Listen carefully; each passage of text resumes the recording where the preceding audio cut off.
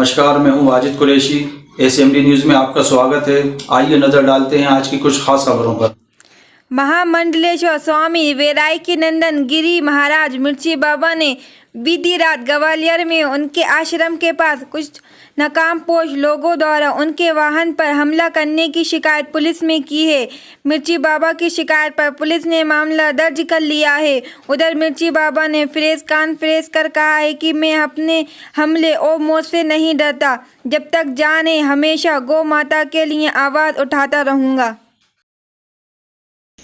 मैं आज बड़े दुख के भाव में कह रहा हूँ। मैं ग्वालियर गोले के मंदिर थाने पर हूँ और लगभग 10:30 बजे के करीब कुछ लोगों ने मेरी गाड़ी पर जानलेवा हमला किया है।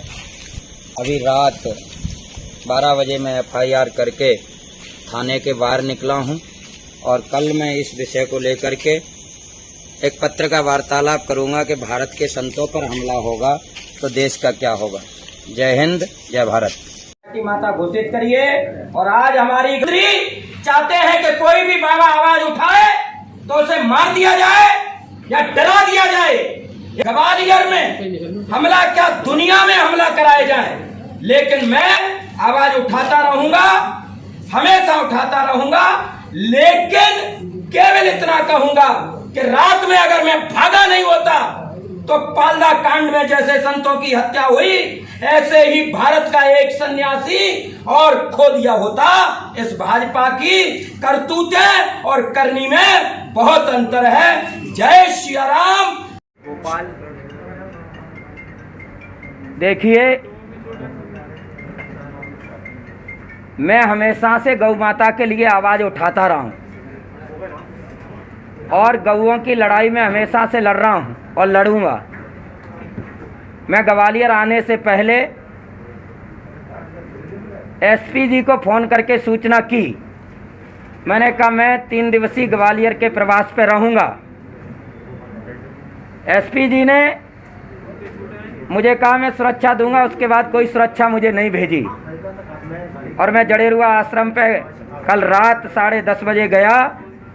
तो वहाँ से लौट कर के जब मैं आ रहा था तो 2 लोग काले कपड़ा डाले और मेरी गाड़ी पे बुरी तरह लाठी से शीशा फोड़ने लगे, बम्फर तोड़ने लगे। हम डरे हुए थे, हमारे कांच भी चुए हैं। उसके बाद मैंने 100 नंबर पर फ़ोन लगाया।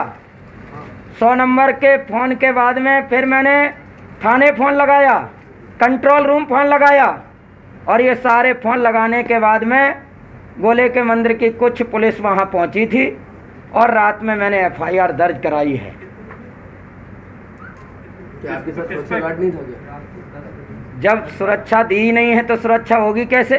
किस पर आरोप लगा रहे हैं आप? किस पर टारगेट कर रहे हैं? भाई टारगेट का विषय नहीं, मैं तो साफ सुथरी बात कह रहा हूँ कि गौ माता की आवाज़ उठाने वालों की आवाज़ दबाई जाए। आप कांग्रेस से जुड़े हैं ना? नहीं, मैं कांग्रेस से जुड़ा हूँ या कांग्रेस से नहीं जुड़ा हूँ, इसका मुझे ये बताइए। क्या गौ माता की आवाज़ उठाना कांग्रेस का विषय कहाँ से आ जाता है? अभी आपने कहा है कि वो बीजेपी जिम्मेदार है, सरकार बीजेपी। सरकार इसलिए जिम्मेदार है, पाल्दा कांड में संतों की हत्या हुई तो संतों की हत्या होने के बाद में आज तक उसकी कोई जानकारी नहीं हुई। संत भारत का सूचना दे रहा है कि मैं गौ माता की आवाज़ उठा रहा हूँ, मैं धर्म की आवाज़ उठा रहा हूँ, मैं बहन बेटियों की आवाज़ उठा रहा हूँ।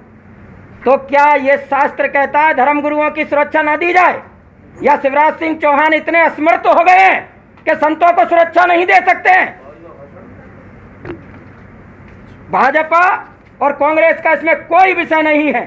मैं कांग्रेस के लेकर के कार्य करा होता तो मेरी सरकार में या कांग्रेस की बात आती है तो ये गोले के मंदिर पर मैं पहला संत हूं जो आंदोलन कर रहा था।